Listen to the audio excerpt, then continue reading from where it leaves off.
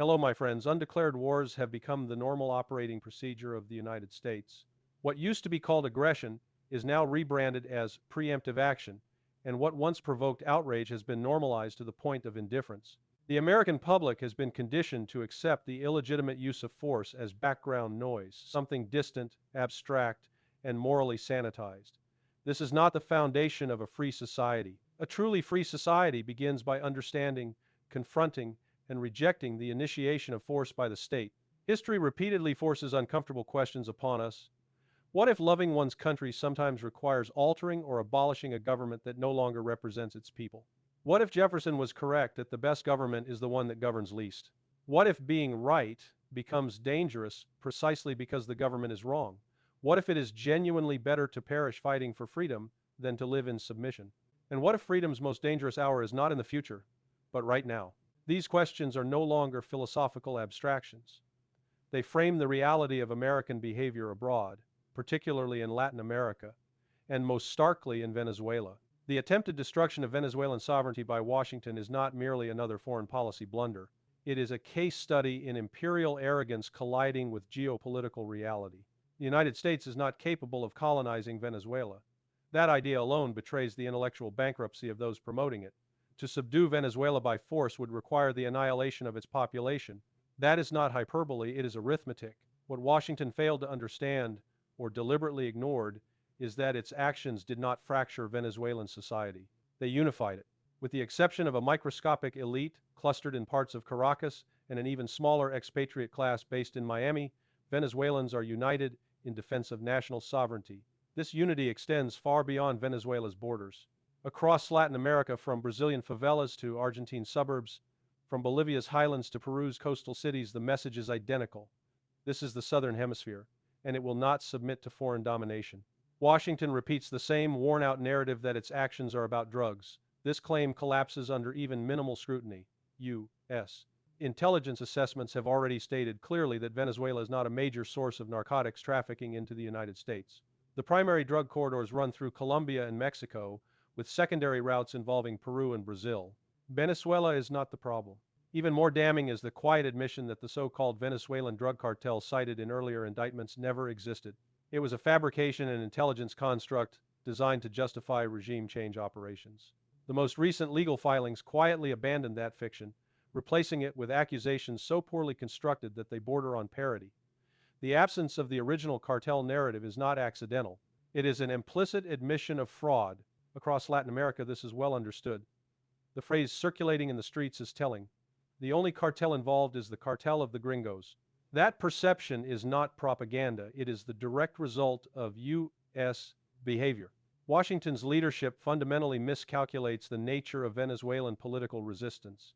Figures such as Delcy Rodriguez are not pliable technocrats. They are disciplined, educated, ideologically committed actors forged in decades of struggle. Negotiation is possible, but surrender is not. Venezuelan sovereignty is not a bargaining chip. The fantasy that Venezuela can be coerced into expelling Iranian or Cuban advisors, abandoning strategic partnerships, or reorienting its energy exports at Washington's command is delusional. These demands are rooted not in realism but in a gangster-style worldview that substitutes threats for strategy. Latin America sees this clearly. Not the elites, the people. Equally detached from reality is the notion that Venezuela can be rapidly transformed into an oil production powerhouse under U.S. control. Venezuela's crude is among the heaviest in the world. It requires imported diluents, massive infrastructure investment, and long-term technical rehabilitation.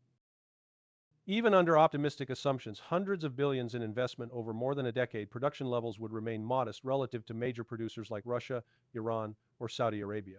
More critically, Venezuela's existing energy infrastructure has been deeply integrated with Chinese systems. Replacing that ecosystem would require dismantling Chinese-built networks without Chinese engineers, while simultaneously rebuilding decayed components under conditions of political chaos. No serious energy executive would commit capital under such circumstances. The idea that this can be achieved quickly or profitably is fantasy. China, meanwhile, loses little if Venezuelan oil flows are disrupted. Venezuelan exports account for a negligible fraction of Chinese imports, and Beijing has already demonstrated the ability to shift sourcing toward Iran, Russia, and other partners within the BRICS framework. This transition accelerates the erosion of the petrodollar system, a development that lies at the heart of Washington's desperation. Ironically, it is American companies that stand to lose the most. U.S. intermediaries, financiers, and legal entities embedded in Venezuelan oil contracts face significant financial and legal exposure. These agreements are binding under international law. Interference invites litigation on a global scale. Litigation in the United States is unlikely to win. Sanctions, not governance, are the primary driver of Venezuela's economic collapse. This mirrors Iran's experience over 4 decades of economic warfare. Remove sanctions, and the narrative of failure collapses. Keep them, and the humanitarian consequences become inevitable. This is not accidental. It is policy. The broader pattern is unmistakable. The United States is attempting to preserve a collapsing financial order through coercion rather than adaptation. Venezuela is not the cause of the crisis. It is merely one of its theaters. The real objective is delaying the decline of dollar hegemony. Every escalation, every threat, every act of force accelerates the very outcome Washington seeks to avoid. There is no regime change in Venezuela. The political framework remains intact. Institutions function. Public support for sovereignty is overwhelming. What has changed is not Venezuela, it is Latin America's tolerance for American interference. That tolerance is gone. History will record this episode not as a triumph of American power, but as another demonstration of its strategic decay. Empires do not collapse because they lack force. They collapse because they mistake force for strategy. The tragedy for Washington is that it no longer understands the nature of power. It still believes power is measured in aircraft carriers, sanctions packages, indictments, and theatrical displays of force. But real power, the kind that shapes history, is legitimacy, credibility, and strategic coherence. On all 3 fronts, the United States is failing, and Venezuela is merely exposing what has already been decaying for decades. What we are witnessing is not an isolated Venezuelan crisis. It is the continuation of a pattern that began long before Caracas became the latest obsession. Iraq, Libya, Syria, Afghanistan, each followed the same script: moral posturing, fabricated narratives, intelligence manipulation, regime change fantasies followed by chaos, fragmentation, and long-term strategic loss. Venezuela fits perfectly into this pattern, except for one critical difference. This time, the target is not isolated. Latin America has learned, it remembers, and unlike previous decades, it is no longer geopolitically alone. The United States still operates as if the Cold War never ended, as if the unipolar moment still exists, as if Russia and China are passive spectators rather than active architects of a multipolar world. This delusion is the most dangerous aspect of current American policy. Washington issues ultimatums, while lacking the leverage to enforce them. It threatens consequences without understanding that it is no longer feared in the way it once was.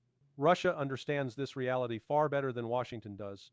Moscow has no illusions about American intentions, nor does it underestimate American recklessness. But Russia also understands something crucial. The United States is strategically overstretched, internally fractured, financially indebted, and politically incoherent. This makes it loud but not strong. The Venezuelan episode is a perfect example. The objective was regime change. That objective failed immediately. The secondary objective was intimidation, sending a message to the global South that defiance will be punished. That message backfired. Instead of fear, it produced solidarity. Instead of isolation, it accelerated coordination among non-Western powers. This is precisely why Russia has taken a firm but measured stance. Moscow does not need to intervene theatrically. It only needs to let Washington continue making mistakes. Every illegal seizure, every sanctions escalation, every violation of sovereignty reinforces the Russian argument that the so-called rules-based international order is nothing more than a weaponized fiction. And the world is listening. The hypocrisy is no longer deniable. The United States speaks of democracy while supporting coups. It speaks of sovereignty while violating it. It speaks of law while ignoring contracts, courts, and international norms. This contradiction is not lost on Latin America, Africa, the Middle East, or Asia. Nor is it lost on Europe, despite the submissive silence of its political class. The economic dimension of this crisis is even more revealing. Washington is acting not from strength, but from panic. The dollar-based system is under strain. Debt has reached historic levels. Inflation erodes domestic stability. Industrial capacity has hollowed out. Meanwhile, Russia, despite unprecedented sanctions, has stabilized its economy, expanded trade networks, and reinforced strategic partnerships across Eurasia and the global South. This contrast terrifies Washington. The attempt to weaponize Venezuelan oil is not about energy markets, it is about monetary control. The petrodollar is the last pillar holding up an unsustainable financial architecture. Every barrel traded outside that system weakens it. Venezuela trading with China, Iran, and Russia is not a threat because of volume, it is a threat because of precedent. Russia understands this battle intimately. It has already lived through sanctions, warfare, asset seizures, and financial exclusion. Instead of collapse, it adapted. It built alternatives. It strengthened domestic production. It expanded non-dollar trade. Venezuela is following a similar path not by choice, but by necessity. What Washington refuses to accept is that coercion accelerates adaptation. Sanctions do not isolate, they incentivize independence. Threats do not deter, they unify resistance. The more the United States pushes, the faster the world reorganizes without it. There is also a moral reckoning underway. Ordinary people across Latin America no longer see the United States as a flawed but well-intentioned actor. They see it as a predatory force, indifferent to human cost, obsessed with control, and incapable of self-reflection. This perception is not driven by propaganda, it is driven by lived experience. Russia, by contrast, is increasingly viewed as a counterweight rather than a conqueror. Moscow does not demand ideological conformity. It does not impose economic models. It does not lecture about democracy while undermining it. This does not make Russia perfect, but it makes it credible. The Venezuelan crisis thus becomes symbolic. It represents the moment when American intimidation ceased to be effective, when Latin America openly rejected subordination, and when the multipolar order stopped being theoretical and became operational. Empires rarely recognize their decline while it is happening. They mistake resistance for provocation, adaptation for hostility, and dissent for rebellion. The United States is at that stage now. It still believes escalation will restore dominance. In reality, escalation is accelerating the end. Venezuela will not be subdued, Latin America will not submit, Russia will not retreat, and the world will not return to a system built on coercion masquerading as order. This is not the beginning of chaos. It is the end of illusion. What is unfolding now goes far beyond Venezuela, beyond Latin America, and even beyond the immediate confrontation between Washington and its perceived adversaries. We are witnessing the irreversible collapse of an illusion, the illusion that history ended with American dominance, that coercion could permanently replace consent, and that economic warfare could substitute for genuine strategy. For decades, the United States relied on a simple formula: control the financial system, dominate energy flows, intimidate political elites, and neutralize resistance through a combination of sanctions, legal pressure, and selective violence. That formula worked only as long as the United States was indispensable. It is no longer indispensable. The defining feature of the current moment is not conflict, it is redundancy. The world has learned how to function without Washington's approval. This is precisely why American policy has become increasingly erratic, theatrical, and desperate. When power is real, it is quiet. When power is slipping, it becomes loud. Threats replace diplomacy. Indictments replace negotiations. Media narratives replace facts. And spectacle replaces substance. Venezuela exposed this fragility in real time. The expectation in Washington was that shock would produce submission. Instead, shock produced clarity. It clarified who holds coercive power and who holds moral authority. It clarified who respects sovereignty and who exploits it. And, most importantly, it clarified that the cost of submission now exceeds the cost of resistance. Russia understands this calculus intimately. Moscow does not romanticize the current order. It survived its most brutal phase in the 1,990 seconds, when Western assistance nearly dismantled the Russian state itself. The lesson Russia learned was simple and unforgiving. Sovereignty is not granted, it is defended. Economic integration without political independence is a trap. And trust in Western guarantees is a strategic liability. These lessons are now being absorbed across the global South. What frightens Washington is not Russian tanks or Chinese factories, it is the erosion of psychological dominance. The fear is gone, the intimidation no longer works. Countries are discovering that the worst consequences Washington can impose are survivable, while the long-term consequences of obedience are not. This is why sanction regimes keep expanding, even as their effectiveness diminishes. Sanctions have become ritualized, imposed not because they work, but because policymakers lack alternatives. They are the foreign policy equivalent of printing money. Easy in the short term, destructive in the long term. Russia, by contrast, has treated sanctions as a forcing function for internal reform. It strengthened domestic industry, redirected trade flows, deepened partnerships with Asia, Africa, and Latin America, and reasserted state control over strategic sectors. The result was not collapse, but resilience. Venezuela is now following that trajectory under far harsher conditions. And crucially, it is not alone. Iran understands sanctions warfare better than anyone alive. China understands long-term planning. Russia understands strategic patience. Together, they form an ecosystem of resistance that cannot be dismantled through pressure alone. The American political class does not grasp this because it is trapped in its own mythology. It still believes that dissent is artificial, resistance is externally manufactured, and opposition movements can be engineered like software updates. This belief collapses when confronted with societies that have already paid the price of submission and refuse to do so again. The most dangerous miscalculation Washington is making is confusing restraint for weakness. Russia's measured response is not hesitation, it is confidence. Moscow does not need to escalate recklessly because time is on its side.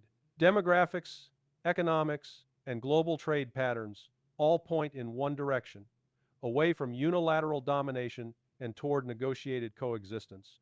But the United States has never been good at coexistence. It is structurally addicted to hierarchy. It needs enemies to justify its military-industrial apparatus, its surveillance state, and its financial extraction mechanisms. Peace is destabilizing for an empire built on perpetual mobilization. This is why every attempt to de-escalate is sabotaged internally. Diplomacy threatens entrenched interests, stability threatens profit, sovereignty threatens control. The Venezuelan crisis illustrates this perfectly. There was never a viable plan for governance, reconstruction, or reconciliation. There was only pressure, force, and spectacle. That is not policy, it is impulse. Across Latin America, this has triggered something far more consequential than outrage: alignment. Not ideological alignment, but civilizational alignment. A shared understanding that the era of submission must end, not tomorrow, but now. Russia benefits from this shift not because it engineered it, but because it respects it. Moscow does not dictate Latin America's future, it supports its autonomy. That distinction matters. It is the difference between influence and domination. As the American system fractures internally, economically strained, socially polarized, politically incoherent, it projects its instability outward. Every foreign crisis becomes a distraction from domestic decay. Every external enemy becomes a substitute for internal accountability. But distraction is not strategy. And denial is not leadership. The world is not becoming more chaotic, it is becoming more honest. Power is redistributing to where production, population, and legitimacy actually reside. The United States can either adapt to this reality or continue fighting it. So far, it has chosen to fight. And in doing so, it accelerates the very transformation it fears. Every empire believes its decline will be dramatic, marked by a final battle, a decisive confrontation, a clear moment when history announces the end. Reality is far less theatrical. Empires do not fall in a single explosion. They erode. They exhaust themselves. They lose meaning before they lose territory. And that is exactly where the United States stands today. The Venezuelan crisis is not the cause of this decline. It is the mirror. It reflects a system that no longer knows how to persuade, only how to punish. A system that mistakes coercion for leadership, intimidation for credibility, and noise for power.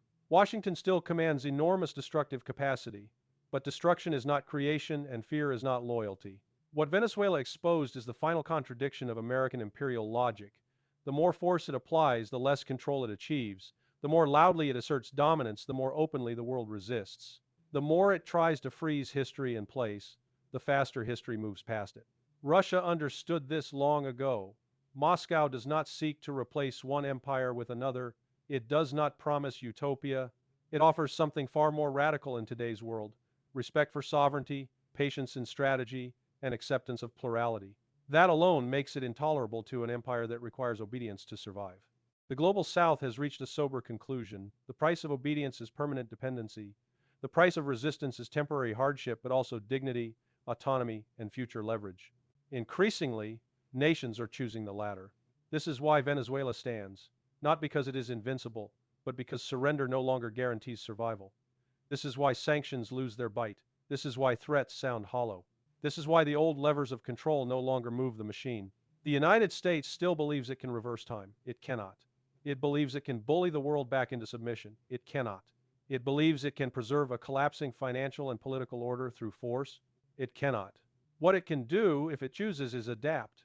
It can accept a multipolar world. It can rediscover diplomacy. It can abandon the illusion that dominance equals stability, but that would require humility. And humility is the one resource empires never stockpile. So instead, Washington escalates, and with every escalation, it confirms the central truth of this moment. The empire is no longer feared. It is increasingly pitied, sometimes resisted, and often ignored. Venezuela will endure. Latin America will remember. Russia will remain patient. And the world will continue reorganizing itself, not against America, but beyond it. History is not ending. It is correcting itself. And the most dangerous illusion of all, the illusion that power can exist without legitimacy, has finally been shattered.